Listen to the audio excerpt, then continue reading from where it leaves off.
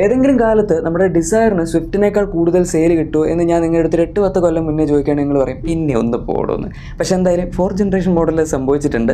ഞാനിപ്പോൾ ഓടിച്ചുകൊണ്ടിരിക്കുന്ന സ്വിഫ്റ്റ് ആണ്. ആൻഡ് മിക്ക മാസങ്ങളിൽ ഇപ്പോഴത്തെ ബെസ്റ്റ് സെല്ലിംഗ് വണ്ടി തന്നെ ഡിസയറാണ്. 20,000-അടുത്തല്ല അതിലും കൂടുതലായിട്ടൊക്കെയാണ് ഡിസയറിന് സെയിൽ കിട്ടുന്നത്. സ്വിഫ്റ്റ് ടോപ്പ് 10 ലിസ്റ്റിൽ പോലും ഇപ്പോൾ മിക്ക മാസങ്ങളിലും വരാറില്ല. 10,000-12,000 ആ റേഞ്ചിലൊക്കെ മാക്സിമം സെയിൽ കിട്ടുന്നുള്ളൂ. ഒരു കാലത്ത് 15-ന് മുകളിൽ ഇനി വണ്ടി താഴത്തോട്ട് ഇറങ്ങാറില്ലായിരുന്നു.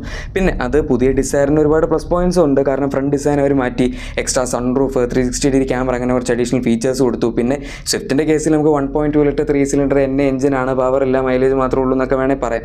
മൈലേജ് ഇല്ലെന്ന് കുറേ പേര് പറയുന്നുണ്ട്, അത് വേറെ കാര്യം. പക്ഷേ എന്തായാലും അത് ഡിസയറിനെ ബാധിക്കുന്നില്ല. കാരണം അത് കുറച്ചും കൂടെ കംഫർട്ട് ഓറിയൻറ്റഡ് ആയിട്ട് ഒരു ഇത്തിരി മൈലേജിന് വേണ്ടിയൊക്കെ ട്യൂൺ ചെയ്തിരിക്കുന്ന ഒരു ഫാമിലി വണ്ടിയാണല്ലോ. സ്വിഫ്റ്റ് കുറച്ചും കൂടെ നമുക്ക് സ്പോർട്ടി ക്യാരക്ടറായിട്ട് വേണേൽ പറയാം. പക്ഷേ അങ്ങനെ നോക്കുമ്പോൾ ഡിസയറിൽ അവർ എഞ്ചിൻ ഓക്കെയാണ്. അതുകൊണ്ട് തന്നെ ആൾക്കാർ ഒരു 10,000-60,000 രൂപ എക്സ്ട്രാ ആയിട്ട് ഡിസയർ എടുക്കാൻ ഒട്ടും മടിക്കാറില്ല സ്വിഫ്റ്റ് വെച്ച് കമ്പയർ ചെയ്യുമ്പോൾ. പിന്നെ ടാക്സി ആണെങ്കിലും ഡിസയർ ആണല്ലോ കുറച്ച് പോപ്പുലർ ആയിട്ടുള്ളത്.